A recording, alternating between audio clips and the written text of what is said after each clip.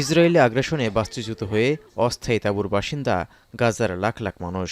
খাদ্য, সুপেয় পানি, চিকিৎসা সামগ্রী ও জ্বালানি সংকটের মধ্যে তীব্র তাপপ্রবাহ দুর্ভোগের মাত্রা বাড়িয়েছে কয়েক গুণ। অসহনীয় গরমে দিশেহারা অনেক শিশু, আবার অনেক উপায় না পেয়ে সাগরের লোনা পানিতে ঝাঁপ দিচ্ছে একটু প্রশান্তির খোঁজে। এতে করে গরম থেকে মুক্তি তো মিলছেই না, উল্টো পেটে সংক্রমণ এবং গায়ে ফুসকুড়ি সহ আক্রান্ত হচ্ছে নানা ধরনের চর্মরোগে। وشايف الشوب كيف أولادي طول نهارهم في الرمل وصار معاهم। বিদ্যুৎ না থাকায় প্রচণ্ড গরমকে উত্তপ্ত চুলার সঙ্গেও তুলনা করছেন কেউ কেউ। আবার অনেক গাজাবাসী বলছেন, কাটা ক্ষততে লবণের ছিটা দিলে যে যন্ত্রণা হয়, গরমে বালিতে বসবাস করে সেই কষ্ট ভোগ করছেন তারা। রাতেও গা জুড়ানোর কোনো উপায় নেই। এই অবস্থায় জীবন ঝুঁকিতে উচ্চ রক্তচাপ, ডায়াবেটিস ও শ্বাসকষ্টের রোগীরা।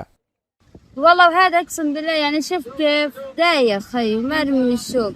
الظهرية بروح بنام على شط البحر على الرمل، وفي الليل بقعد يصرخ كمان مش بس الظهر الشوق. في الشارع عشان معاي ضغط وسكر، رفة قلب، انخنقت الليل من الخيمة وطلعت والله هي قعدت هنا. ইসরায়েলি গণহত্যা ও ধ্বংসযজ্ঞের মধ্যে জলবায়ুর ক্ষতিকর প্রভাবে ধুঁকছেন অনেক আহত গাজাবাসীও। বর্বর হামলায় ঝলসে যাওয়া রোগীদের ব্যথা আরও অসহনীয় করে তুলছে গরম আবহ। ঘামে ভিজে ক্ষত শুকাতে যেমন সময় লাগছে, তেমনি ঝুঁকি বাড়ছে সংক্রমণের।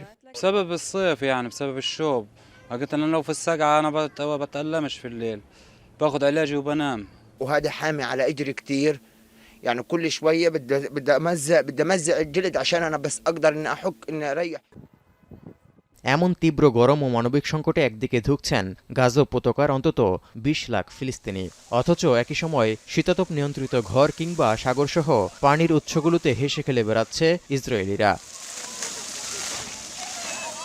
তৌহিদুর রহমান, এখন বিশ্ব।